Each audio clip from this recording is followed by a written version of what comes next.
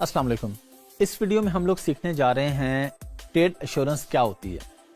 Trade assurance अगर मैं आपको आसान अल्फाज में बताऊं तो फर्ज करें आपके किसी बंदे से कोई डील हो रही है। अब आपको नहीं पता कि जिससे आपकी डील हो रही है वो कौन है, कैसा है, आपके साथ फ्रॉड तो नहीं कर लेगा। तो आप किसी बंदे को दरमियान में एज अ गारंटर रख लेते हैं कि जी इस बंदे की गारंटी होगी। अब वो बंदा कौन होता है? वो बंदा ऐसा होता है जिसकी कोई मार्केट में वर्थ होती है, जिसका कोई सोसाइटी में नाम होता है। इसी तरह ट्रेड एश्योरेंस अली बाबा पे होती है।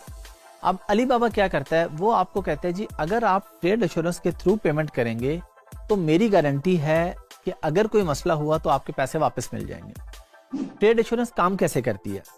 इसमें होता यह है कि आपसे पेमेंट ले ली जाती है, लेकिन अली बाबा सप्लायर को पेमेंट नहीं देता, अपने पास होल्ड कर लेता है।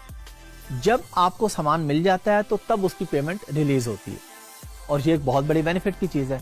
अच्छा, लोग ट्रेड एश्योरेंस क्यों नहीं करते? फिर इसलिए नहीं करते, कुछ लोग नहीं करते जो कि बहुत गलत करते हैं और उसमें उनके सारे पैसे भी डूब जाते हैं। वो ये करते हैं, वो कहते हैं जी ट्रेड एश्योरेंस की क्या जरूरत है, 3% या 4% हमें एक्स्ट्रा पे करना पड़ेगा। वो कहते हैं जी हम क्यों पे करें, हम ये अपने पैसे बचा लेते हैं। उस बचाने का नुकसान ये होता है कि आपको कोई भी प्रॉब्लम आ गया तो आप किसी भी सूरत क्लेम नहीं कर सकते। अगर ट्रेड एश्योरेंस नहीं है तो अली बाबा कोई जिम्मेदारी नहीं लेता आपके पैसों की, इसलिए ट्रेड एश्योरेंस बिल्कुल लाजमी है। अच्छा, अब उसमें यह है कि अली बाबा की मर्जी है। कुछ सप्लायर्स ऐसे होते हैं कि फिर उनका ट्रस्ट लेवल बन जाता है अली बाबा के साथ, बहुत पुराने हो जाते हैं, मिलियंस में उनका बिजनेस हो जाता है, पॉजिटिव फीडबैक, पॉजिटिव रिव्यूज इतने अच्छे हो जाते हैं कि अली बाबा कहता है कि ठीक है आप पेमेंट अभी ले लें, अगर कोई प्रॉब्लम होगा तो हम आपसे वापस मांगेंगे, आप वापस कर दीजिएगा। ये हमारा मसला नहीं है। अली बाबा चाहे हमसे लेके उनको फौरन पैसे दे दे, चाहे अपने पास होल्ड करे, जब तक हमें सामान मिल नहीं जाता हमें इसमें कोई टेंशन नहीं, क्योंकि हमने ट्रेड एश्योरेंस ली हुई है। हमें पैसे देने का जिम्मेदार अली बाबा है अगर कोई मसला आता है तो। ये सेम केस अमेजोन में होता है। अमेजोन पे जब आप एज अ सेलर काम कर रहे होते हैं तो अमेजोन आपको पेमेंट करता है एवरी 14 डेज। 14 डेज के बाद क्यों पेमेंट करता है कि जितने ऑर्डर्स आपके पास 14 दिन में आए हैं वो आपके बायर को मिल जाए, उसका फीडबैक आ जाए कि उसे मिला भी है, नहीं मिला, गलत मिला है, किसी को रिफंड करना है, तो अमेजोन आपके पैसे रोक के रखता है। लेकिन एक टाइम आता है आपका अकाउंट पुराना हो जाता है, आपका ट्रस्ट लेवल बन जाता है, अमेजोन कहता है कि आप जब चाहें अपने पैसे ले लें। अगर आज मेरी सेल $10,000 की हुई है और मेरे अकाउंट में $10,000 शो हो रहा है तो अमेजोन कहता है ठीक है आप 10,000 लेना चाह रहे हैं, आप सारे पैसे ले लें, हालांकि अभी आपने ऑर्डर शिप नहीं किए हैं। अमेजोन को यह भी खतरा हो सकता है कि अगर आपने ना शिप किए, लेकिन अमेजोन को भी पता है कि आप मिलियंस ऑफ डॉलर्स का बिजनेस कर रहे हैं, आप ऐसा नहीं करेंगे। फिर भी अगर आप कर जाते हैं तो अमेजोन फिर भी बायर को पे करता है, अमेजोन जिम्मेदारी लेता है। अमेजोन कहता है कि अगर आपको ऑर्डर नहीं मिलेगा कोई मसला नहीं, मैं पे करूंगा।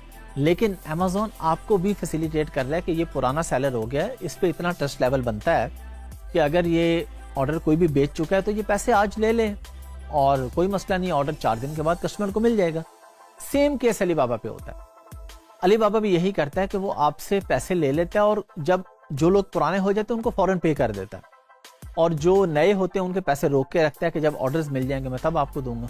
लेकिन हमने इस टेंशन में नहीं पड़ना कि सप्लायर 2 साल पुराना है या 10 साल, मिनिमम 2 साल होना चाहिए जो हमारा क्राइटेरिया है। अब आपने देख लिया कि सप्लायर के पास ट्रेड एश्योरेंस है, अगर नहीं है तो हम ऐसे सप्लायर के साथ ऑर्डर प्लेस ही नहीं करेंगे। ये बात आपने अपने माइंड में रख लेनी है। आपको कुछ भी हो जाए, कितने भी आपके पैसे बच रहे हों, आपको बेनिफिट हो रहा हो, ऑर्डर जल्दी मिल रहा हो, एक्स्ट्रा फेवर्स मिल रही हों, फ्री में यूनिट्स मिल रहे हों, शिपिंग में पैसे बच रहे हों, हमने ऑर्डर प्लेस नहीं करना ऐसे बंदे के साथ जो ट्रेड एश्योरेंस के थ्रू पेमेंट नहीं लेता या जो हमें ट्रेड एश्योरेंस ऑफर नहीं करता। हाँ, दूसरा हल आपके पास क्या है? पेपाल। पेपाल इटसेल्फ गारंटर है, बीच में वो खुद गारंटी ले रहा है। तो अगर आप पेपाल के थ्रू पेमेंट कर रहे हैं तो तब आपको ट्रेड एश्योरेंस की जरूरत ही नहीं है, क्योंकि पेपाल के थ्रू पेमेंट करने का मतलब ही यही है कि अगर कोई मसला आया तो आप पेपाल को क्लेम करेंगे। पेपाल भी फीस चार्ज करता है ना, 4% या 5% पेपाल आपसे परसेंटेज चार्ज कर रहा है, या आपके सप्लायर से चार्ज कर रहा है, या दोनों से चार्ज कर रहा है। वो डिपेंड कर रहा होता है, डिफरेंट केसेस में डिफरेंट चीजें होती हैं। तो पेपाल भी आप यही समझें कि ट्रेड एश्योरेंस है, लेकिन जब ट्रेड एश्योरेंस का लफ्ज आ जाता है तो ये अली बाबा की हो जाती है। लेकिन जब हम पेपाल के थ्रू कर रहे हैं तो गारंटी हमें फिर भी मिल रही है, लेकिन अब ये गारंटी हमें पेपाल दे रहा है। पेपाल एक पेमेंट मेथड है ना, आपने अपना बैंक अकाउंट लिंक किया होता है वहां से, उस बैंक अकाउंट के थ्रू आप पेमेंट कर रहे हैं पेपाल से गुजार के, तो अब पेपाल ने उसमें जिम्मेदारी ले ली है जी, अगर मसला होगा तो मैं रिफंड करूंगा। कोई भी मसला होगा, आपके ऑर्डर में कोई मसला आ गया है, आपको प्रोडक्ट पूरी नहीं मिली, क्वालिटी में इशू आ गया है, डिलेज हो गए हैं, आप कहते हैं जी डिले मुझे तो इस डेट को मिलना था, इससे लेट हो गया, आप फिर भी क्लेम कर सकते हैं। ये सारी चीजें आपकी कॉन्ट्रैक्ट में तय होती हैं। तो कॉन्ट्रैक्ट जब आप सप्लायर के साथ कर रहे हैं तो उसमें आपने इन चीज़ों का ख्याल रखना है कि उससे सारी चीज़ें तय हो जाएं कि जी मुझे इतने दिन में सामान मिलेगा, अगर इससे लेट होगा तो आप मुझे 5% या 10%, अगर एक हफ्ता लेट है 5% आप मुझे रिफंड करेंगे, 2 हफ्ते लेट है 10% करेंगे, 1 महीना लेट है 20% करेंगे, 2 महीने से ऊपर हो गया तो मैं ऑर्डर लूंगा ही नहीं, फिर मुझे नहीं चाहिए, मेरा बिजनेस लॉस हो जाएगा, मेरी प्रोडक्ट उसके बाद नहीं चलेगी, फिर मुझे नहीं चाहिए, आप वापस रख लें, मुझे 100% रिफंड देंगे। ये सारी चीजें आपने अपने सप्लायर से तय करनी है, जो कि वेरी करती हैं सप्लायर टू सप्लायर भी और प्रोडक्ट टू प्रोडक्ट भी। लेकिन ट्रेड एश्योरेंस बहुत जरूरी है।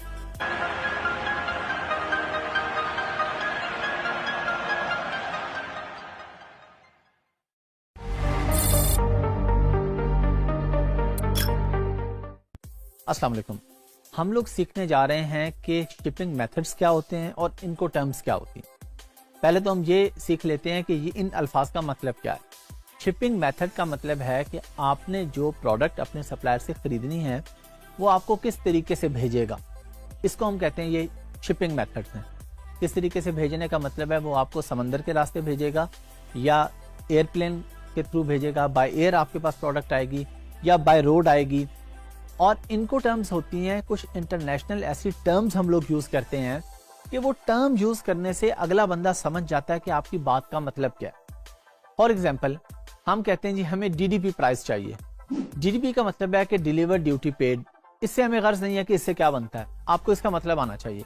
इसका मतलब ये है कि आप पाकिस्तान में बैठे हैं, लाहौर में, आपने एक ऑर्डर प्लेस किया और आपने सप्लायर को बताया मुझे डीडीपी प्राइस चाहिए। सप्लायर को पता चल गया कि आपके डीडीपी बोलने का मतलब ये है कि आप जहां रहते हैं आपके घर में या आपके वेयर हाउस में आपको सामान चाहिए।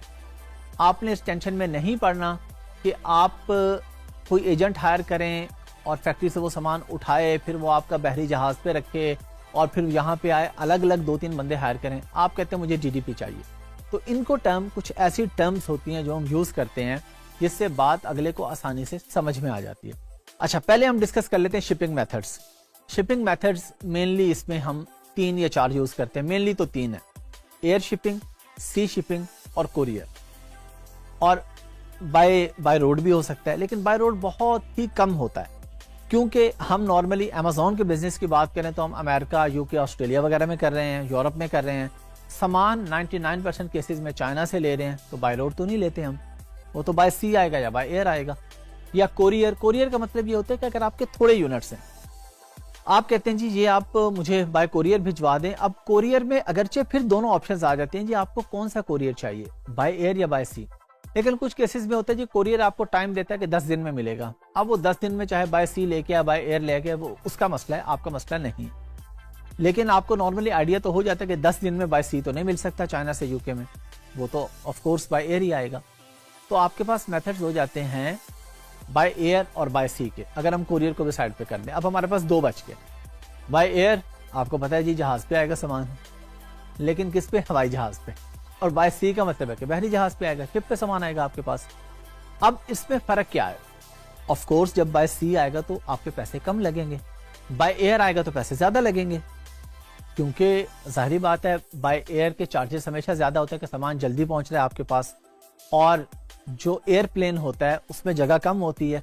अब जगह कम है, सामान जितना आएगा तो सामान के पर केजी रेट उसका ज्यादा होता है। शिप बहुत बड़े बड़े होते हैं, वो स्लो भी चलते हैं, और बहुत बड़ा शिप होता है, उसके अंदर बहुत ज्यादा कंटेनर्स आ जाते हैं, तो फिर प्राइस पर यूनिट जो है वो कम हो जाती है। तो आप लोग अब ये चूज करते हैं अपने प्रॉफिट मार्जिन के हिसाब से भी। आप देखते हैं कि जी मैं ग्लास बेचने जा रहा हूं और ये ग्लास मुझे कॉस्ट कर रहा है $5 का, लेकिन $5 का तब मुझे कॉस्ट कर रहा है अगर ये बाय सी आएगा। अगर ये बाय एयर आएगा तो आप कहते हैं जी बाय एयर आएगा, ये तो मुझे $6 का कॉस्ट करेगा, मेरा तो प्रॉफिट मार्जिन कम हो जाएगा, तो हम इसको बाय सी ऑर्डर करेंगे। कुछ केसेस में हम क्या करते हैं कि जब हम देखते हैं कि हम इधर से आउट ऑफ स्टॉक जा रहे हैं, आउट ऑफ स्टॉक का मतलब है हमारी दुकान पे सामान खत्म होने वाला है, हम कहते हैं जी आज अगर हमारी दुकान पे सामान खत्म हो जाता है, जो भी बायर आएगा वो वापस चला जाएगा, तो वो दोबारा हमारी शॉप पे नहीं आएगा, वो कहेगा इनके पास सामान होता ही नहीं है। आप सप्लायर को कहेंगे जी मुझे 500 यूनिट बाय एयर भेज दो और 5000 यूनिट बाय सी भेज दो, कि बाय एयर आके अभी मेरे वो बिक रहे होंगे, तो जब तक वो बिकेंगे बाय सी वाला सामान मेरे पास पहुंच जाएगा। या कुछ लाइट वेट आइटम है, आप कहते हैं बिल्कुल ही लाइट वेट है, ये हमें बाय एयर ठीक है, कोई प्रॉब्लम नहीं है, हम अफोर्ड कर सकते हैं, प्रॉफिट मार्जिन को अफेक्ट नहीं कर रही, हम बाय एयर ले लेंगे। लेकिन नॉर्मली बाय सी जाएंगे। और कुछ केसेस में जब आउट ऑफ स्टॉक जा रहे होंगे या जल्दी लॉन्च करना है, या जब आपने रीऑर्डर किया हुआ है, ऑलरेडी बिक रहे हैं, रीऑर्डर किया और आपको कुछ यूनिट्स जल्दी चाहिए, तो कुछ बाय एयर आ जाएंगे, कुछ बाय सी आ जाएंगे। ये 2 शिपिंग मेथड्स हैं।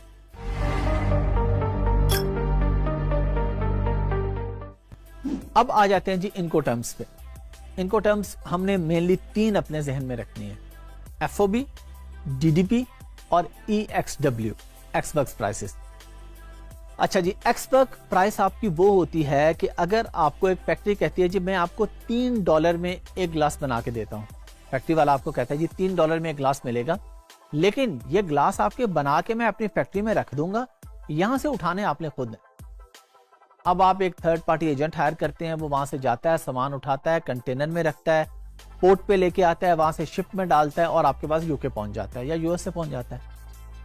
ये होती है एक्सबर्ग प्राइस, कि फैक्ट्री वाले को इससे कोई गर्ज नहीं है कि आपका सामान कौन उठाएगा, कब पहुंचेगा, कब नहीं, उसने रेडी करके अपने पास रख दिया। जब आपने उसको फुल पेमेंट कर दी, फुल पेमेंट से पहले इंस्पेक्शन याद रखनी है, इंस्पेक्शन करवा ली, फुल पेमेंट कर दी, अब आपने अपना सामान खुद उठवाना है, तो ये है एक्सबर्ग प्राइस। अच्छा, आप उसे कहते हैं जी नहीं, ऐसा करें कि आप मुझे एटलीस्ट पोर्ट तक तो सामान दे दें। यानी अगर आपका सप्लायर शंघाई में है, चाइना में, और उसकी शंघाई एक बहुत बड़ा शहर है, अब आप उसे कहते हैं जी ठीक है आप जहां भी हैं मुझे शंघाई पोर्ट पे दे दें सामान। वो आपको कहते हैं जी पोर्ट पे अगर मैं दूंगा तो मैं $3.10 चार्ज करूंगा, 10 सेंट में ऊपर चार्ज करूंगा। आप कहते हैं ठीक है, बजाय इसके कि मैं एक नया बंदा ढूंढूं जो वहां से उठाए और लेके जाए, उसको भी तो मैंने पे करना है, तो बेहतर है भाई आप ही मुझे दे दें FOB। तो जब वो बंदा आपको अपने शहर की या अपने मुल्क की पोर्ट पे दे रहा है तो वो FOB है, दूसरे मुल्क की पोर्ट पे नहीं। अगर आप चाइना से सामान ले रहे हैं और आप कहते हैं मुझे यूके पोर्ट पे दे दो, ये FOB नहीं है। FOB ये है कि आप कहते हैं कि मुझे यहाँ पे दे दो, अपने मुल्क में, जिस मुल्क से आप सामान खरीद रहे हैं उस मुल्क की किसी भी पोर्ट पे दे दो, जो भी आपका रेट तय हो जाता है, तो उसको हम कहेंगे ये FOB प्राइस है। एक प्राइस आ जाती है फिर DDP। आप कहते हैं जी क्या मैं एक एजेंट हायर करूंगा, उसे कहूंगा जी शिप पे क्या रेट लोगे, कब यूके पहुंचेगा, यूएस से पहुंचेगा, कैसे रिलीज होगा। आप उसे कहते हैं जी फैक्ट्री वाले को जी ये काम भी आप ही करें, एजेंट आप ही हायर करें, मैंने नहीं हायर करना, मुझे नहीं पता मुझे अगला बंदा कैसा मिलेगा, क्या होगा। और जब सामान फैक्ट्री से निकल गया, थर्ड पार्टी के पास चला गया, एजेंट के पास, और फैक्ट्री वाले से आपने एक्सबर्ग लिया था या FOB लिया था, FOB मिल गया, अब सामान लेट हो गया, नहीं पहुंचा, तो आप सप्लायर को कॉन्टेक्ट नहीं कर सकते, क्योंकि आपका उससे तय ही हुआ था FOB या एक्सबर्ग प्राइस। अब एक्सबर्ग आपने ले ली तो सप्लायर जिम्मेदार नहीं है। आपने कोशिश करनी है कि आपने हमेशा DDP प्राइस लेनी है, ताकि जब तक आपका सामान आपके वेयर हाउस पे या आपके घर पे नहीं पहुंच जाता, सप्लायर के सर पे तलवार लटकती रहे। सप्लायर को पता हो कि अगर इस बंदे का सामान टाइम पे नहीं पहुंचा, या लेट हो गया, या खराब हो गया, कोई मसला हो गया, तो मुझे रिफंड करना पड़ेगा। तो हमने कोशिश करनी है कि हमने DDP प्राइस लेनी है। हाँ, कुछ केसेस में आप वर्किंग कर सकते हैं कि अगर आपको किसी एजेंट के थ्रू कम पैसे पड़ रहे हैं तो फिर वहां पे फिर इंश्योरेंस करवाएं, सामान की गारंटी हो सामान की, क्योंकि फिर सप्लायर जिम्मेदार नहीं है। एक और होती है DDU, यानी हमने ये जिक्र किया कि या तो फैक्ट्री के अंदर से सामान उठा लें आप, EXW हो गया, या आप अगर शंघाई से सामान ले रहे हैं तो उस पोर्ट पे, शंघाई की पोर्ट पे सामान ले रहे हैं तो FOB हो गया, और अगर आप अपने मुल्क में जहां आपको सामान चाहिए अपने घर पे ले रहे हैं तो DDP हो गया। लेकिन अगर आप अपने मुल्क की पोर्ट पे सामान ले रहे हैं तो ये DDU हो गया। यानी आपने लाहौर में सामान मंगवाना है, आपने सप्लायर से कहा जी मुझे DDU दे दे। DDU का मतलब ये होगा कि FOB नहीं, FOB से आगे, यानी उसकी जिम्मेदारी है आपके मुल्क में अगर कराची पोर्ट है तो कराची पोर्ट पे सामान दे दें, ये है DDU। आप उसे कहते हैं जी आप मुझे कराची पोर्ट पे दे दें, आगे क्लियर मैं खुद करवा लूंगा, तो ये DDU है। लेकिन अगर आप कहते हैं DDP, तो उसका मतलब है कि कराची पोर्ट के आने के बाद क्लियरेंस भी आपके सप्लायर की जिम्मेदारी है। वो पाकिस्तान में उसका कॉन्ट्रैक्ट होता है किसी न किसी और एजेंट के साथ, उससे वो राब्ता करके आपका सामान क्लियर करवा के आपको देगा।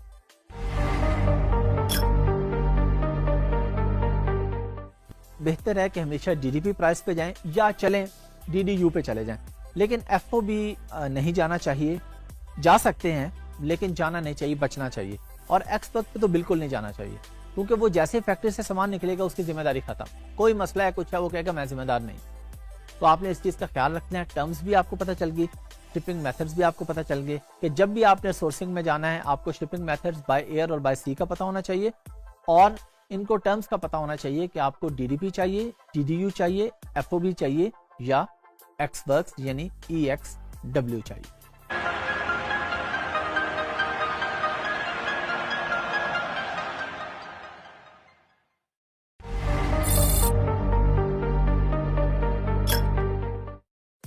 अस्सलाम वालेकुम।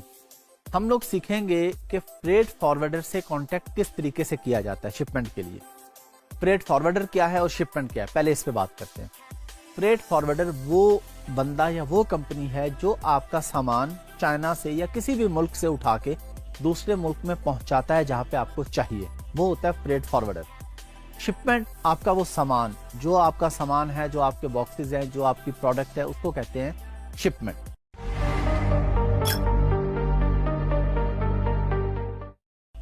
अब आप फ्रेट फॉरवर्डर कहां से ढूंढेंगे? ट्रस्टवर्दी फ्रेट फॉरवर्डर आप कहां से ढूंढेंगे? गूगल पे आप चले जाएंगे, आपको बहुत से मिल जाएंगे। हो सकता है आप एक फ्रेट फॉरवर्डर से राब्ता करें, वो आपका सामान उठा के गायब हो जाए, आपको पता ही ना चले। तो हम ये कैसे मेक श्योर करेंगे कि वो बंदा ठीक हो, हमारा सामान हमें मिल जाए? आपने इस बात का जरूर ख्याल रखना है कि इस तरह किसी के कहने पे किसी भी थर्ड पर्सन से फ्रेट फॉरवर्डर की सर्विसेज आपने नहीं लेनी, अनलेस कि आप पर्सनली उसे जानते हैं या कोई गारंटी है।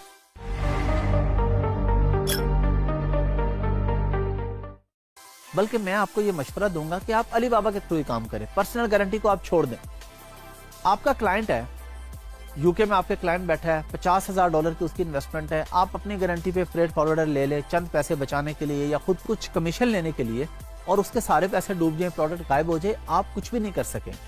वो सारा मलबा आपके ऊपर आ गिरेगा, सारा लॉस वो कहेगा आप बियर कर, वो आपके ऊपर केस करेगा, वो आपके ऊपर लॉ सूट फाइल करेगा।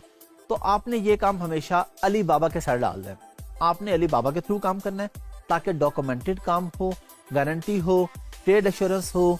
फॉर्मूला यहाँ भी वही है जो मैंने आपको 5 टिप्स बताई है ना अलीबाबा पे सप्लायर की, जिससे आपने सामान लेना है। फ्रेट फॉरवर्डर की टिप्स भी वही है, उसके भी उसी तरह 3 जेम्स होने चाहिए, उसके भी उसी तरह वेरीफाइड अकाउंट होना चाहिए, रिस्पॉन्स टाइम अच्छा होना चाहिए, ट्रेड एश्योरेंस, हर चीज जो 5 टिप्स मैं आपको बता चुका हूँ, वही वाली 5 टिप्स आपने फ्रेट फॉरवर्डर के साथ राब्ता करते हुए भी देखनी है और उन्हीं को आपने फॉलो करना है। अभी हम प्रैक्टिकली जाके देखते हैं, अलीबाबा खोलते हैं। कि पहले तो मैंने आपको बताया कि अलीबाबा पे सप्लायर कैसे ढूंढते हैं, प्रोडक्ट कैसे ढूंढते हैं। अब हम देखेंगे कि हमें फ्रेट फॉरवर्डर कैसे मिलेगा जी वहां पे। आए चेक करते हैं। चलें जी, अब हम प्रैक्टिकली देखते हैं। उसी तरह हमने अलीबाबा खोल लिया, यहाँ पे प्रोडक्ट्स की जगह हमने कर दिया सप्लायर्स, और यहाँ पे अब हमने प्रोडक्ट का नाम नहीं लिखना, हमने लिखा फ्रेट फॉरवर्डर्स। आप सिर्फ फ्रेट फॉरवर्डर लिखें तब भी डिटेल आ जाएगी, लेकिन हम आगे डिटेल भी लिख लेते हैं मजीद। चाइना टू, हम कहते हैं जी हमारा क्लाइंट यूके में है जी, China to UK, Amazon FBA लिख लें या चाइना टू यूके लिख लें। उसके बाद हमने एंटर कर दिया तो हमारे सामने ये फ्रेट फॉरवर्डर्स की डिटेल्स आना शुरू होगी।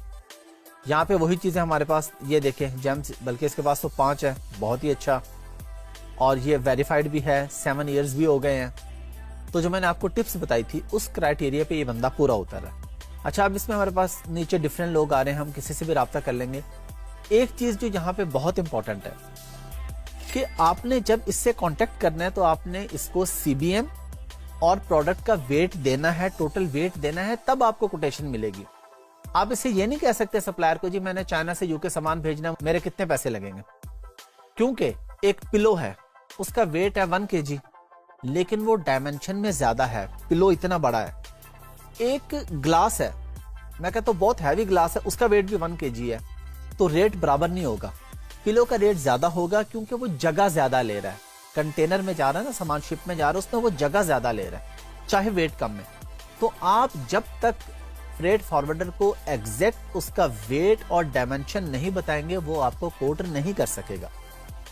अच्छा, और फिर कोटेशन भी अलग अलग होगी, कंट्री के अंदर भी लोकेशन के हिसाब से अलग अलग कोटेशन मिलेगी आपको। आप फ्रेट फॉरवर्डर को ये भी नहीं कह सकते कि मुझे यूके में सामान चाहिए। आपको बताना होगा कि आपको लंदन में चाहिए, मैनचेस्टर में चाहिए, ग्लासगो में चाहिए, और इवन आपको पोस्ट कोड बताना होगा कि मैनचेस्टर में भी मुझे इस एरिया में चाहिए, अमेज़न के वेयर हाउस पे चाहिए, अपने वेयर हाउस पे चाहिए। एग्जैक्ट आप उसे एड्रेस पोस्ट कोड देते हैं तो तब वो आपको सही कोटेशन दे पाएगा। अगर आपने उसे ये नहीं बताया वो आपको सही कोटेशन ही नहीं दे पाएगा। अब हम इसमें से किसी पे भी क्लिक कर लेते हैं। तो चलें जी, हम इस सप्लायर के पास आ जाते हैं, लेकिन नहीं, क्यों नहीं आएंगे? आपको पता चल गया ना क्यों नहीं आएंगे, क्योंकि इसके पास 2 जेम्स हैं। मैं इस पे क्लिक करने वाला था कि मुझे ये नजर आ गया तो हम इस पे नहीं जाएंगे। आपको भी क्लिक करने से पहले ये पता होना चाहिए। नीचे वाले पे चले जाएं जी, नहीं इस पे भी नहीं जाएंगे क्योंकि यार इसके पास 1 जेम है। इससे नीचे अच्छा है जी, 4 जेम्स आ रहे हैं। अच्छा, सिर्फ 4 जेम्स काफी हैं या हमने ये भी देखना है 4 इयर्स और वेरीफाइड? एक्सीलेंट जी, इसके पास हम चले जाते हैं। उसी तरह chat now, contact supplier, Alibaba product sourcing में आप अच्छे तरीके से सीख चुके हैं। कॉन्टैक्ट पे क्लिक करके सप्लायर से रब्ता कर लें या चैट नाउ पे कर लें। चैट नाउ का मैं आपको पहले भी बता चुका हूँ, क्योंकि हम पाकिस्तान में हैं, China, Hong Kong, America, UK, time difference है। कोई 4 घंटे आगे है, कोई 2 घंटे पीछे है, कोई 3 घंटे आगे है, कोई 7 घंटे आगे है। तो इसलिए चैट नाउ इतना बाज़ दफ़ा हमारे लिए फ़ायदेमंद नहीं होता कि हम जब उनसे कांटेक्ट करते हैं तो उनका जो चैट पे जो नुमाइंदा बैठा है, जो भी उनका रिप्रेजेंटेटिव है, वो अवेलेबल नहीं है उस टाइम। तो हमें ये सूट करता है कि हम सप्लायर से कांटेक्ट करके उसको ईमेल कर देते हैं। ईमेल करते हैं, हमें वो बता देता है कि जी मैं आपको ये रेट दूंगा और इतने दिन में प्रोडक्ट पहुंच जाएगी। आपका फ्रेट फॉरवर्डर जो है वो आपको ये भी बताएगा कि इतने दिन में आपको मिलेगी प्रोडक्ट। वो आपकी उसके साथ कमिटमेंट होगी कि वो वहां से खुद पिक करेगा और आपको देगा। ये हमारे पास सारे सप्लायर की डिटेल आ रही है क्योंकि हमने उस पर क्लिक किया था, हमें पता चल गया क्राइटेरिया पे, तो ये पूरा उतर रहा है। रिस्पॉन्स रेट देखें, लेस देन 5 आवर्स इसका आ रहा है। एक्सीलेंट है। एक चीज यहाँ पे प्रैक्टिकली खुद ही पता चल गई ना आपको। अब खुद सोचे कि मैं क्या बात करने लगा हूँ आगे। अगर आपके माइंड में आ गई है कि मैं क्या करने लगा हूँ, इसका मतलब है कि आप अच्छे तरीके से समझ रहे हैं, और अगर नहीं आई तो फिर आपको मजीद फोकस करने की जरूरत है। मैंने जब अलीबाबा पे सप्लायर पे क्लिक किया था ना, तो रिस्पॉन्स टाइम का जो है ये बॉक्स और तरीके का था, यहाँ पे और तरीके से आ रहा है। वहां पे बॉक्स था, उसमें लेफ्ट साइड पे ये आ रहा था, यहाँ पे ये बिल्कुल अलग से एक आ रहा है। ये 4 लाइनें, इसके साथ 4 और चीजें नहीं आ रही। ये आप अपने छोटी छोटी चीज नोट करनी है कि इससे फर्क नहीं पड़ता है। आपके नॉलेज के लिए आपको बता रहा हूँ कि बॉक्स में लिखा हो या बॉक्स से हटके लिखा हो, ऊपर लिखा हो, नीचे लिखा हो, जरूरी नहीं है एक चीज एक ही जगह पे आएगी। अब आप में से कोई बंदा आके इस पे क्लिक करे और वो कहे जी वो रिस्पॉन्स टाइम तो ऊपर एक बॉक्स में आता था, ये सर ने क्या बता दिया जी, यहाँ पे तो आ नहीं रहा। तो मैंने आपको बताया थीम चेंज होती है, बाज दफा कुछ पेज पे और आ रहा है, किसी पेज पे और आ रहा है, इंटरफेस चेंज होता है, कुछ भी चीज होती है। तो ये आपका काम है मेहनत से, गौर से, फिक्र से काम करना कि आपको पता हो कि क्या बात हो रही। हमें मिल गई जी लेस देन 5 आवर्स है, बेहतरीन है जी। रिस्पॉन्स टाइम 95% आ रहा है। वहां पे आपको याद आ गया, वहां पे परसेंटेज नहीं आ रही थी साथ, रिस्पॉन्स टाइम आ रहा था। हमने खुद आइडिया लगा लिया, अगर 8 घंटे से कम में रिप्लाई कर रहे तो ठीक है, टाइम नहीं। 6 घंटे से कम में कर रहा है और अच्छा है, 5 से कम कर रहा है और अच्छा है, 4 से कम में एक्सीलेंट है। रिस्पॉन्स रेट हमारे पास 95% आ रहा है, एक्सीलेंट है। ट्रांजैक्शन इसकी 6,40,000 से ऊपर हो चुकी है। टोटल जो अमाउंट है, ट्रांजैक्शन जो नंबर है वो 478 है, यानी 478 लोगों का सामान ये चाइना से उठा के किसी भी मुल्क में पहुंचा चुका है। तो हम इस पे ट्रस्ट कर सकते हैं कि इसने 478 लोगों का सामान पहुंचाया है और सही पहुंचाया, तो इसके पास जेम्स अच्छे आ रहे हैं, इसके पास रिव्यूज अच्छे हैं, इसके पास पेमेंट्स आई हुई हैं। तो आखिर इसका काम अच्छा है, तो इसके पास पेमेंट्स भी आ रही है और रिव्यूज भी अच्छे आ रहे हैं। तो इस तरीके से आप किसी भी सप्लायर से कांटेक्ट करना चाहें तो आप इसी तरीके से करेंगे। सिंपली अलीबाबा पे जाएंगे, प्रोडक्ट की जगह सप्लायर करेंगे और freight forwarder China to UK, China to USA कुछ भी लिख देंगे। ये क्योंकि मैं अभी आपको इसी वीडियो के दौरान लिख के दिखा चुका हूँ, इसलिए मैं दोबारा नहीं लिख रहा। अब आपको खुद पता है, यहाँ सप्लायर्स पे जाके लिखना है। अब आपका काम है, जाएं अलीबाबा पे, खोलें अलीबाबा, सप्लायर्स को भी देखें, फ्रेट फॉरवर्डर को भी देखें, और ये 5 टिप्स को फॉलो करते हुए देखें कि आपको किसके साथ काम करना है और किसके साथ आपको काम नहीं करना।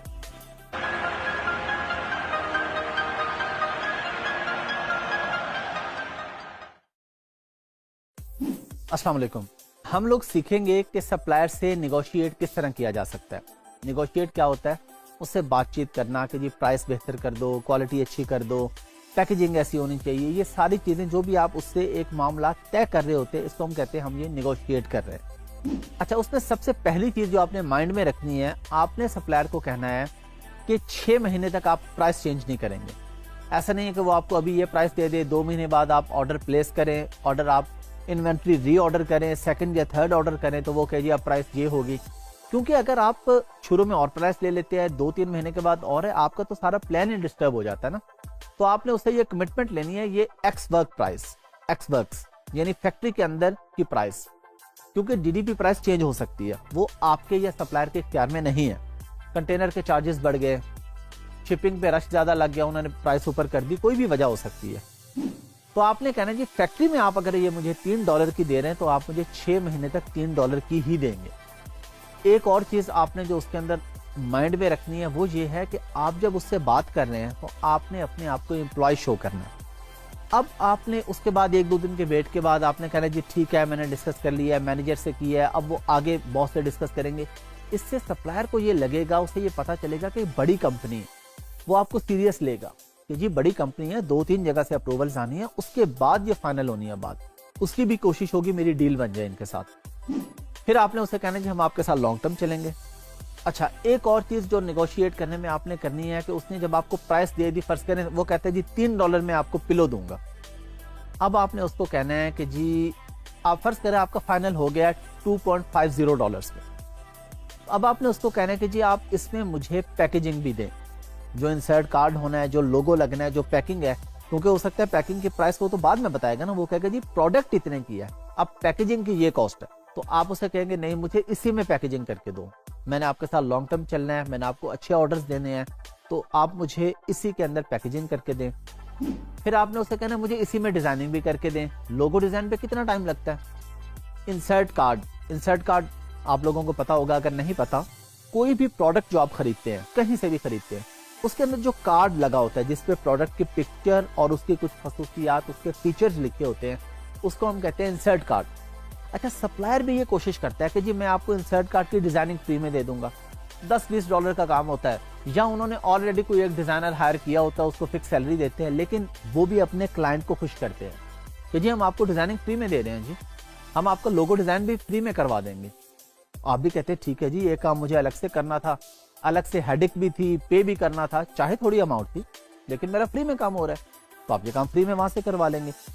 आपने भी उसे कहना है, वो भी कोशिश करेगा कि जी मुझे ये आप इसके अंदर ये सर्विसेज आप मुझे फ्री में दे दें।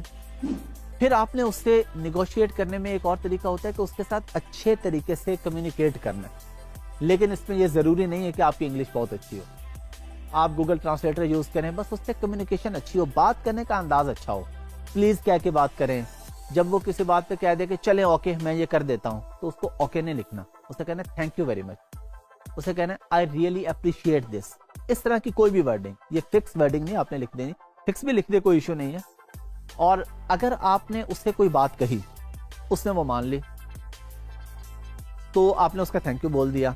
अब आप उसे कोई बात कह रहे हैं, आप उसे कह रहे हैं जी कोशिश करें मुझे पैकेजिंग भी प्लीज इसी में दे दें, उसके एंड पे आप लिख देंगे your support in this matter will be highly appreciated, या इससे मिलता जुलता कोई और लफ्ज कि वो देखे कि यार ये बंदा रिक्वेस्ट तो कर रहा है, साथ बड़ी वर्डिंग अच्छी यूज कर रहा है, ये अप्रिशिएट कर रहा है मुझे अगर मैं इसका काम करूंगा। ये चीजें बड़ी मैटर करती हैं। अब इन चीजों का लैंग्वेज से ताल्लुक नहीं होता कि आपको इंग्लिश बहुत अच्छी आती है या नहीं आती, ये तो मैंने आपको 2 लाइनें बता दी हैं, लिख के रख लें। किसी को भी रिक्वेस्ट करें, एंड पे ये लाइन साथ डाल दें, अगला बंदा इंप्रेस होगा, यार इस बंदे को बात करने का तरीका आता है, इस बंदे को पता है कि किसी से रिक्वेस्ट करते हैं तो किस तरीके से करते हैं। ये स्टाइल नहीं करना कि उसे कह दे जी इतने में कर दो प्लीज, वो कहता है ओके, आपके ओके नहीं, thank you very much, I really appreciate this. इस तरह के कोई भी अल्फाज आप अपने तौर पे देख लें, गूगल ट्रांसलेटर पे इससे मिलते जुलते और अल्फाज देख लें, वो आप यूज कर लें। तो आपने 6 महीने तक उसे कहना कि प्राइस सेम रखेगा। पैकेजिंग का आपने उसे कह दिया कि ये प्लीज इसके अंदर कर दे। फिर आपने उसे कह दिया जी क्वालिटी की बात करती। फॉर एग्जाम्पल, आप खरीद रहे हैं उसे पिलो, और पिलो के अंदर फिलिंग है 500 ग्राम्स की, और उसने आपको प्राइस दी $3, आपने उसे कर दिया $2.50 पे, करते करते आप उसको ले आए। अब आपने उसे ये भी कहना है कि फिलिंग 500 ग्राम ही होनी चाहिए, ये ना हो कि वो आपको बताए ही ना और वो फिलिंग 450 ग्राम कर दे। वो कहे ठीक है जी प्राइस कम किया है, तो आपको ये नॉलेज होना चाहिए, आपने उससे कहना है जी प्राइस तो कम कर रहे हैं, क्वालिटी पे कंप्रोमाइज नहीं करना। अब आपको ये पता कैसे चलेगा कि जी 500 ग्राम्स ही है या उसने 450 कर दिया या 400 कर दिया? ये आपको पता चलेगा इंस्पेक्शन। जब आप इंस्पेक्शन करवाएंगे प्रोडक्ट की कि उसका क्वालिटी, उसका मटेरियल चेक करें, तो वहां पे ये चीज पता चलेगी। लैब टेस्ट होगा, टेक्सटाइल की प्रोडक्ट है उसका लैब टेस्ट होता है, प्लास्टिक की है, ग्लास की है, तो हर तरह की लैब्स होती हैं जो टेस्ट करके बताती हैं कि इसमें कौन सा मटेरियल यूज हुआ, कितना यूज हुआ। तो वो आपको इंस्पेक्शन में पता चल जाएगा। आप उसको बताएंगे जी मैं एक कंपनी में हूँ, मैं एम्प्लॉय हूँ, मैं एज अ वर्चुअल असिस्टेंट काम कर रहा हूँ या काम कर रही हूँ, मैंने तो अपने बॉस को बताना है, मैंने इंस्पेक्शन भी करवानी है, तो मेक श्योर कर लेना कोई प्रॉब्लम ना हो, वरना मेरी जॉब को प्रॉब्लम हो सकती है। आपने उसे इस तरीके से बात करनी है। फिर एक और काम आपने करना है, आपने किसी और सप्लायर से रेट लिया हो या किसी और वेबसाइट से रेट लिया हो, उसे स्क्रीनशॉट भेजना है, लेकिन उस कंपनी का नाम हाइड करके उसे कहना है कि देखें मुझे एक और जगह से ये प्राइस मिल रही है, आपकी प्राइस बहुत ज्यादा है, तो वो नेगोशिएट करेगा। अब आप ये सवाल पूछ सकते हैं जी जब हमें उससे अच्छी प्राइस मिल रही है हम उससे बात क्यों करेंगे? हो सकता है आपको जहां से अच्छी प्राइस मिल रही हो उसके पास वो 5 टिप्स जो मैंने आपको सोर्सिंग में बताई हैं वो उस पर पूरा ना उतर रहा हो, उसके पहले रिव्यूज गंदे हों, वो नया ऑर्डर लेने के लिए आपको प्राइस दे रहा हो कम, क्वालिटी आपको खराब दे दे, आप क्या करेंगे बाद में? तो इसलिए आप प्राइस और जगहों से भी लेंगे। क्यों लेंगे? आप प्राइस 1 वाले से भी ले लेंगे, लेकिन उससे डील कभी नहीं करेंगे। प्राइस उससे इसलिए ले लेंगे कि उसकी प्राइस आप दूसरे को दिखाएंगे। तो ये सारी एक टेक्निक्स है। इसके अलावा कोई और चीज आप अच्छी यूज कर सकते हैं। इसके अलावा ये हो सकता है कि अगर उनका कोई खास दिन है, ये आपको पता होना चाहिए कि उनका चाइनीज न्यू ईयर आ रहा है, या अगर यूके में है उनकी क्रिसमस है, कोई भी है, कोई ऐसा दिन है उनका, जिस तरह हमारी ईद होती है, उनके कोई भी दिन आते हैं, उन दिनों में आपकी उनसे बात हो रही है, आप उन्हें विश कर दें। आपको पता चल जाता है कि इसकी बर्थडे है, वो आपको बता देता है, सप्लायर बता देता है, फ्रेट फॉरवर्डर बताता है, कोई भी है कि जी मेरी बर्थडे आ रही है, उसको विश कर दे। अच्छे अखलाक बहुत जरूरी हैं, रूटीन से हट के भी, बिजनेस से हट के भी, और बिजनेस में तो ये आपको फायदा देते हैं। जितने अच्छे तरीके से बात करेंगे, अगले से फ्रेंडली माहौल में बात करेंगे, वो आपको बेहतर से बेहतर प्राइस देने की कोशिश करेंगे।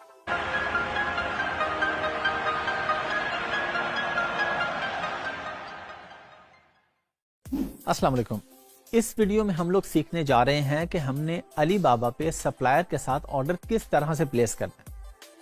अब आप में से कोई ये भी सोच सकते हैं कि ये कोई बताने वाली बात है जी, हम किसी को भी कॉल करेंगे या व्हाट्सएप करेंगे 1000 यूनिट दे दो, वो आपको दे देगा। बिल्कुल वो आपको दे देगा, लेकिन आपके पास क्या गारंटी है अगर आपको सामान नहीं मिला या खराब मिला, आप क्लेम तो नहीं कर सकते। तो आपने ऑर्डर हमेशा प्लेस करना है अलीबाबा के थ्रू। अच्छा, पहली चीज आपके माइंड में ये हो कि आप जिससे भी ऑर्डर प्लेस कर रहे हैं, ऑफ कोर्स आपने उससे पहले सैंपल कॉल किया हुआ। आपने उधर से अपने कंपेटिटर का सैंपल कॉल किया जो ऑलरेडी प्रोडक्ट बेच रहा है अमेज़न पे, इधर आपने अलीबाबा से सैंपल कॉल किया, उसकी आपस में इंस्पेक्शन की, उसको आपस में कंपेयर किया कि कौन सी चीज बेहतर है। आया कि ये वही चीज हमें सप्लायर ने भेजी है जो हमने उसे कही थी, जो मटेरियल हमने उसे बताया था, जो क्वालिटी हमने उसे बताई थी, क्या ये वही है या चेंज है? तो डायरेक्टली तो आप कभी ऑर्डर प्लेस करते ही नहीं ना 1000 यूनिट का। आप हमेशा 1 या 2 पहले सैंपल कॉल करते हैं, 2-3 जो टॉप के आप होलसेलर्स यूज करते हैं उनमें से। अच्छा, अब आपने उसमें से जिसको भी फाइनल करना है, तो आपने पहले क्योंकि सैंपल कॉल किया होगा, अभी मैं आपको प्रैक्टिकल करके दिखाऊंगा, उसी को जाके रीऑर्डर करेंगे और रीऑर्डर करके क्वांटिटी उसमें चेंज करके आप नया ऑर्डर प्लेस कर देंगे। एक ऑप्शन ये होगी कि आप सप्लायर से कहेंगे जो मैंने सैंपल कॉल किया था उसी के 1000 यूनिट चाहिए, मैंने कुछ नहीं करना। तो वो इंटरनली सारा फॉर्म खुद ही फिल करके आपको पेमेंट का लिंक फिर भेज देगा अलीबाबा के अंदर ही। यह आपने माइंड में रखना है कि अलीबाबा के थ्रू सारी आपकी कम्युनिकेशन और सारी डीलिंग अलीबाबा के थ्रू हो रही है। आपने आउट ऑफ द वे जाके कोई काम नहीं करना। आपको सप्लायर जितना भी अच्छा लगे, जो भी हो, लेकिन आपने ये काम नहीं करना, अदरवाइज आपके या आपके क्लाइंट के पैसे डूब जाएंगे और वो जिम्मेदारी आपकी होगी। तो आपने क्या किया, सप्लायर को कहा जी मुझे नया लिंक भेज दें। उसने अब आपको नया लिंक भेजा, उस पर आपने क्लिक किया, जाके पेमेंट की, ऑर्डर प्लेस हो गया। लेकिन हम इसको भी जाके प्रैक्टिकली देखते हैं कि सैंपल जब आपने कॉल कर दिया था, सैंपल किस तरह कॉल किया आपने, कि आपने उससे चैट करते करते कहा जी ठीक है ये मटेरियल सब कुछ फाइनल हो गया, अब आप मुझे भेज दें सैंपल। तो वो आपको एक पेमेंट का लिंक भेजता है, आप उस लिंक पे जब पे कर देते हैं जाके, तो ऑर्डर आपका प्लेस हो जाता है और वो आपको भिजवा देते हैं। अब जब आपने सैंपल कॉल कर लिया, ऑर्डर आपके पास आ गया, रिसीव कर लिया आपने, तो ये आपके इंटरनल जो अलीबाबा का अकाउंट है वहां पे शो होना शुरू हो गया कि आपने ये सैंपल मंगवाया। आप सिंपली जाके उस पर रीऑर्डर करेंगे और ऑर्डर प्लेस कर देंगे उसको। अब क्वांटिटी ज्यादा कर देंगे, या आप उसे दोबारा कहेंगे जी सैंपल मैंने कॉल किया था 1 का, अब मुझे 1000 यूनिट चाहिए, मुझे नया लिंक भेज दो। वो आपको इंटरनली नया लिंक भेजेगा, आप उस पर बाय कर लेंगे। आइए प्रैक्टिकली देखते हैं। चलें जी, मैंने आपको कहा कि हम इसको प्रैक्टिकली देखेंगे। हम फिर आ गए अलीबाबा पे। अलीबाबा हमने खोल लिया और इसमें हम देख रहे हैं कि हमारे पास ये एक टैब आ रहा है यहाँ पे ऑर्डर्स का। जिस तरह मैंने आपको बताया कि जब आपने सैंपल कॉल कर लिया तो वो आपके ऑर्डर्स में ऑटोमेटिकली आ गया। हमने ऑर्डर्स पे क्लिक कर दिया, हमारे पास एक नया टैब खुल गया। यहाँ पे हमने ये एंड पे जाके देखना है, ये हमारे पास लिखा रहा है कंप्लीटेड क्लोज्ड 21 ऑर्डर्स। आपका नया अकाउंट होगा तो यहाँ पे 1 आ रहा होगा या 0। जब सैंपल कॉल कर लेंगे तो 1 हो जाएगा। 2 सैंपल कॉल किए हैं तो यहाँ पे 2 आ जाएगा, 3 किए हैं तो 3 आ जाएगा। जो कुछ है आपके ऑर्डर्स यहाँ पे आ रहे होंगे। अच्छा, अब आपने यहाँ पे क्लिक किया और ये आपने एक ऑर्डर प्लेस किया हुआ है पहले। अब मैंने आपको जैसा कि एग्जांपल दी थी कि हम सिंपली री ऑर्डर पे क्लिक कर देंगे जाके। हम फर्ज कर लेते हैं ये पिलो है, आप इसको इग्नोर कर दें, ये कौन सी प्रोडक्ट है। हमने जाके क्लिक कर दिया री ऑर्डर पे। अच्छा, यहाँ पे हम क्या करेंगे, सप्लायर्स ईमेल एड्रेस, जो भी आपके सप्लायर का ईमेल एड्रेस है, कॉन्टैक्ट टेलीफोन, ये सब कुछ आ रहा है ऑलरेडी। प्रोडक्ट भी आ रही है क्योंकि आप री ऑर्डर कर रहे हैं ना। तो री ऑर्डर करने का मतलब है कि प्रोडक्ट भी पहले आ रही है, उसका मटेरियल भी पहले आ रहा है, एवरीथिंग आ रही है। अब आपने बस यहाँ से इसको सेलेक्ट किया जाके। ये एक ऐसी प्रोडक्ट है जिसमें कलर वेरिएशन है, यानी डिफरेंट कलर्स है। तो आपकी अगर कलर वाली प्रोडक्ट है तो आप सेलेक्ट करेंगे। फॉर एग्जांपल आपने सैंपल व्हाइट कलर में कॉल किया था, अब आपको ब्लू में चाहिए तो आप यहाँ से सेलेक्ट कर सकते हैं, या पिंक, या जो भी आपका कलर है। नहीं है तो इसको छोड़ देंगे। क्वांटिटी हम अब कहते हैं जी हमें 10,000 यूनिट चाहिए जी, तो हमने यहाँ पे 10,000 लिख दिया। और ये अगेन मैं आपको पहले बता चुका हूँ कि ये कोई ऐसी प्रोडक्ट है जो बॉक्स में आती है, जो बैग में आती है, या जो डजन्स के हिसाब से बिकती है। फॉर एग्जांपल हैंगर्स हैं तो वो डजन्स के हिसाब से बिकते हैं, पिलोज हैं तो वो डजन्स के हिसाब से नहीं है। तो जो भी रिक्वायर्ड आपका होगा, ग्राम्स में है, पैकेज उसका किस तरह का है, किलोग्राम में है, वो हमने यहाँ से सेलेक्ट कर लिया जी। और यूनिट प्राइस उसने हमें ऑलरेडी दे दी थी, जिस प्राइस पे हमने सैंपल कॉल किया था वही प्राइस यहाँ पे आ गई। फॉर एग्जाम्पल सैंपल उसने आपको दिया था $2 का, लेकिन वो कहता है कि अब आप क्योंकि ऑर्डर प्लेस कर रहे हैं तो अब मैं आपको $1 का देता हूँ। जो आपकी प्राइस सेट हुई आपने यहाँ पे लिख दी, और प्राइस लिखने के बाद आप इस पे आगे शिपिंग मेथड पे, ये शिपिंग मेथड आपको किस तरह का चाहिए, सी फ्रेट है, एयर कार्गो है, लैंड ट्रांसपोर्टेशन है, जिस तरह से भी है, या बिल्कुल छोटा पार्सल है और वो बाय पोस्ट आ रहा है। अब पोस्ट वाली कंपनी जिस तरीके से मर्जी लाए वो हमारा मसला नहीं है। तो हमने यहाँ पे कर लिया जी सी फ्रेट सेलेक्ट कर लिया जी। हमने कहा जी ये समंदर के रास्ते आएगा। फिर हमने कह दिया जी कि हम आपसे FOB ले रहे हैं, DDP या EXW। अच्छा, ये मैं आपको बता दूं, EXW होता है कि आपकी वो प्राइस जो आप फैक्ट्री में लेते हैं, यानी आप उसको कहते हैं कि जी ये आप मुझे जो प्राइस दे रहे हैं ये आप मुझे फैक्ट्री की प्राइस दे दें, वहां से उठाना और फिर उस कंट्री के पोर्ट और आगे पोर्ट, वो सारा मेरा मसला है। वो आपको कहता है जी फैक्ट्री में मैं आपको $1 की दे दूंगा, लेकिन ये सामान आपको मेरी फैक्ट्री से खुद उठवाना है। अच्छा, एक होता है FOB। FOB प्राइस ये होती है कि आप उसे कहते हैं जी आपके करीब तरीन जो पोर्ट है, आपने पोर्ट तक मुझे सामान देना, इसको कहते हैं FOB। यानी अगर चाइना से सामान मिल रहा है तो आप उसे कहते हैं जी मुझे FOB शंघाई की प्राइस दे देंगे, फैक्ट्री से उठा के शंघाई पोर्ट तक पहुंचा दें, आगे वहां से बहरी जहाज पे मेरी जो भी डील होगी वो मैं मंगवा लूंगा। और DDP होता है कि एवरीथिंग पेड। आप कहते हैं जी यूके में ये मेरा घर है, या ये मेरा वेयर हाउस है, अमेजोन का वेयर हाउस है, या थर्ड पार्टी वेयर हाउस है, आप चाहे अपने किसी दोस्त के वेयर हाउस पे मंगवा रहे हैं, बाद में अमेजोन को भेजेंगे, या डायरेक्टली अमेजोन पे मंगवा रहे हैं, तो उसको हम कहते हैं DDP प्राइस। तो अब हमने ये सिलेक्ट कर लेना है। हम कोशिश यही करते हैं 70 to 80% केसेस में कि हम DDP प्राइस लेते हैं, कि हमें टेंशन ही ना हो कि क्या 3-3 लोग हायर करें, एक फैक्ट्री से उठाए कंटेनर वाला वो पोर्ट पे लेके जाए, फिर वहां से आगे यूके पोर्ट पे पहुंचे, फिर आगे क्लियरेंस के लिए फिर हम डॉक्यूमेंट्स क्लियर करवाने के बाद फिर वहां से कंटेनर करवाएं, फिर वो वेयर हाउस पे लेके जाए। तो हम फैक्ट्री को कहते हैं जी सारी कॉस्ट आप इस पे इंक्लूड करके हमें बता दें कि हमें DDP प्राइस क्या मिलेगी। हमने कर दिया जी DDP यहाँ पे, और उसके बाद शिपिंग फी जो भी है अगर आपकी उससे कोई तय होती है, या DDP में तो आपकी नहीं होगी शिपिंग फी, क्योंकि आप उसे कहेंगे कि आपने सब कुछ इसके अंदर ऐड कर देना। अब शिप इन जो भी डेज आपके तय हुए जी, 21 डेज में, 25 डेज में, 28 डेज में, उसके बाद आप यहाँ पे पेमेंट कर देते हैं आके। इनिशियल पेमेंट आप करते हैं 30%, ये मैं आपको बता चुका हूँ। 70% आप करते हैं जब आपका ऑर्डर रेडी हो जाने के बाद आप उसकी इंस्पेक्शन भी करवा लेते हैं, यानी उसको आप चेक करवा लेते हैं कि प्रोडक्ट ठीक है। चेक करवाने के बाद बकाया 70% पे करते हैं। अगर आपने पहले 70 पे कर दिया, इंस्पेक्शन बाद में करवाई, तो फिर जो भी मसला हो प्रोडक्ट में वो फैक्ट्री जिम्मेदार नहीं होगी, वो आपको कोई क्लेम नहीं देंगे। तो जब आपकी इंस्पेक्शन होगी, आपने किसी भी थर्ड पार्टी को हायर किया, इंस्पेक्शन करवा ली, बाकी 70% पे कर दिया, तो आपका ऑर्डर शिप हो जाएगा। अभी क्योंकि हम ऑर्डर प्लेस कर रहे हैं, यानी अगरचे री ऑर्डर है लेकिन अभी ऑर्डर प्लेस हो रहा है ना, अभी ऑर्डर शिप नहीं हो रहा, तो हम 30% यहाँ पे करेंगे। और जब आपका ऑर्डर रेडी हो जाएगा, वो आपको दोबारा लिंक भेजेगा, इंस्पेक्शन आपकी हो गई, उसने आपको लिंक भेजा, आप बकाया 70% पे करेंगे, ऑर्डर आपका वहां से शिप हो जाएगा। तो यहाँ पे हमने इनिशियल पेमेंट जो भी, फॉर एग्जांपल हमने कहा जी $10,000 हमारी टोटल कॉस्ट इसकी आ रही है, तो 30% $3,000 हमने यहाँ पे सेलेक्ट किए और हमने उसके बाद ये पेमेंट कर दी। हमारे पास ये पेमेंट के मल्टीपल ऑप्शंस आ रही हैं कि आप क्रेडिट या डेबिट कार्ड के थ्रू भी कर सकते हैं, टीटी यानी बैंक टू बैंक ट्रांसफर कर सकते हैं, पेपाल के थ्रू कर सकते हैं, एप्पल के थ्रू, गूगल पे के थ्रू, ऑनलाइन ट्रांसफर। लेकिन आपने जो भी करना है वो अली बाबा ट्रेड एश्योरेंस के थ्रू करना है। अगर आपको सप्लायर डायरेक्ट अपना प्राइवेट अकाउंट नंबर दे देता है कि बस इसमें आप पैसे ट्रांसफर कर दें, आपका ऑर्डर प्लेस हो गया, तो अली बाबा या ट्रेड एश्योरेंस उसकी जिम्मेदारी नहीं लेंगे अगर आपको ऑर्डर नहीं मिलता। और ये बात आपने याद रख लेनी है, आपने जो मर्जी हो जाए किसी भी केस में 1% भी किसी सप्लायर पे ट्रस्ट नहीं करना। ये आपकी जॉब का हिस्सा है। एज अ वर्चुअल असिस्टेंट ये आपकी जिम्मेदारी है कि जीरो ट्रस्ट। अगर आप किसी पे ट्रस्ट करने लग जाते हैं तो आप अच्छे वर्चुअल असिस्टेंट नहीं हैं। कोई भी आपके साथ फ्रॉड करके चला जाएगा, आपकी प्रोफाइल खराब हो जाएगी, आप ब्लैक लिस्ट हो जाएंगे, अपवर्क पे, फाइवर पे आप जिंदगी भर फ्रीलांसिंग नहीं कर सकेंगे। तो आपको जितनी मर्जी कोई मीठी और प्यारी बातें करे, आपने उसकी बातों में नहीं आना। आपने अली बाबा के थ्रू ही पेमेंट करनी है, अली बाबा के लिंक के थ्रू पेमेंट करनी है, ताकि अली बाबा या ट्रेड एश्योरेंस उसकी जिम्मेदार हो। कोई प्रॉब्लम आए, आप रिफंड क्लेम करें। आपको सप्लायर क्यों कहेगा? वो कहेगा जी अली बाबा के थ्रू आप करेंगे, 1% या 2% अली बाबा लेगा, आप डायरेक्टली मुझे पे कर दें, आपके पैसे बच जाएंगे। आपने अपने पैसे नहीं बचाने, क्योंकि पैसे आपके लग ही नहीं रहे।